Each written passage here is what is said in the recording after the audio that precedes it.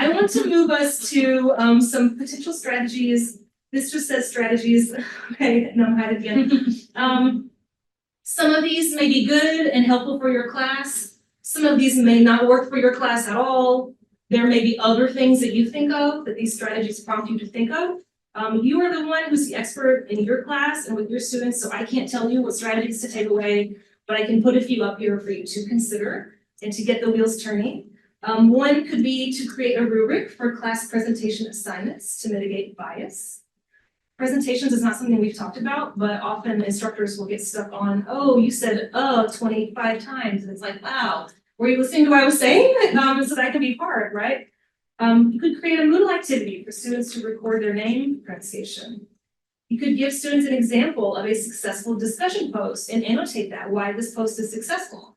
That helps them see what you're looking for from them, but also holds you accountable to try to mitigate bias in those. You could include materials that make multilingualism in your field more visible. So for example, if you use kind of like TED Talks and different things as supplemental materials, it doesn't have to be in English. If it's got subtitles and it's good content, why not, right?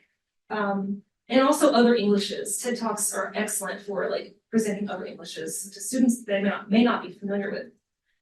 You could assign students to do a linguistic landscape of their fields. How do practitioners write and speak in my field and in what context? What languages are, dominant and important in the field that I'm in? In linguistics, in theoretical linguistics, German is an important language, which is interesting. Or it's a very dominant, language. And then something else. So hopefully you will think of something else even better than these, or something that's even more suitable for your class. And that's what I have for you today. And so thank you so much for being here. And I learn something new every time I talk with faculty. And so I just really appreciate your time. And yeah, thanks. Yeah.